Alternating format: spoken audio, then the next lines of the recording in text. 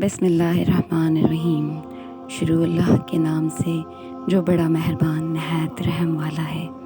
السلام علیکم پیارے دوستوں، میں آج حضرت سلیمان علیہ السلام کے بچپن کے مدبرانہ اور ذہانت کے فیصلے اور مسجد اقصی کی تعمیر کے بارے میں آپ کو بتاؤں گی۔ حضرت سلیمان علیہ السلام نبی داؤد علیہ السلام کے بیٹے تھے۔ حضرت سلیمان علیہ السلام صرف نبی ہی نہیں تھے بلکہ بہت زیادہ طاقت رکھنے والے بادشاہ بھی تھے۔ آپ علیہ السلام نے زمین کے بہت بڑے حصے پر حکومت کی۔ اللہ نے آپ علیہ السلام کو ایسی طاقتیں عطا کی تھیں جن کے بارے میں سوچ کر عقل دنگ رہ جاتی ہے۔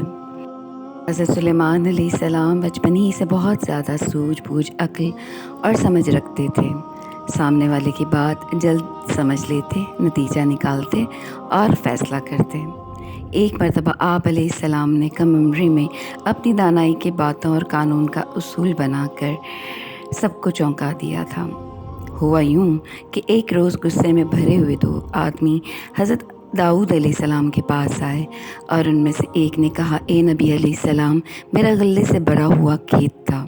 اس آدمی کی بھیڑ بکریاں اس میں گھس آئیں اور میری کھڑی فصل تباہ کر گئیں۔ داؤد علیہ السلام نے سارا قصہ سن کر فیصلہ سنایا، چرواہے کی غلطی سے کسان کا نقصان ہوا، اس لیے وہ اپنی بھیڑ بکریاں کسان کو دے، اس سے اس کا نقصان پورا ہوگا۔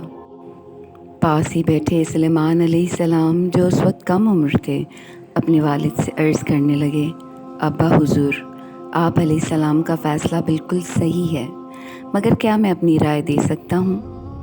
آپ علیہ السلام نے کہا، ہاں ضرور دو۔ سلیمان علیہ السلام نے ادب سے کہا، میرا مشورہ ہے کہ چرواہے کے سب جانور کسان کو دے دیے جائیں، وہ ان کے دودھ اور اون سے فائدہ اٹھائے، اور کسان کا کھیت چرواہے کے حوالے کیا جائے۔ وہ اس میں ہل چلائے، اناج اگائے، جب فصل پک کر تیار ہو تب چرواہا کھیت کسان کو واپس کرے اور کسان بھیڑ بکریاں ان کے مالک کو لوٹا دے۔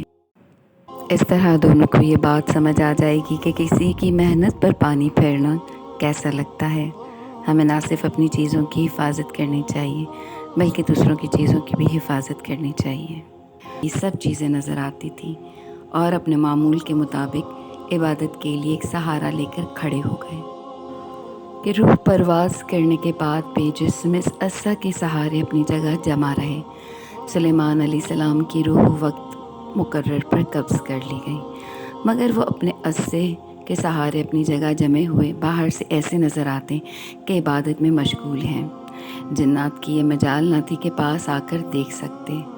حضرت سلیمان علیہ السلام کو زندہ سمجھ کر کام میں مشغول رہے، یہاں تک کہ سال بھر گزر گیا اور تعمیر بیت المقدس کا کام پورا ہو گیا تو اللہ تعالیٰ نے گھن کے کیڑے کو، جس کو فارسی میں دیوک، اردو میں دیمک کہا جاتا ہے، اور قرآن کریم نے اس کو دعوت الارض کے نام سے موسوم کیا ہے، عصائے سلیمانی پر مسلط کر دیا۔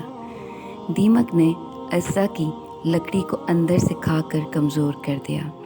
عصا کا سہارا ختم ہوا تو سلیمان علیہ السلام گر گئے۔ اس وقت جنات کو ان کی موت کی خبر ہوئی۔ جنات کو اللہ تعالیٰ نے دور دراز کی مسافت چند لمحات میں قطع کرنے کی قوت عطا فرمائی ہے۔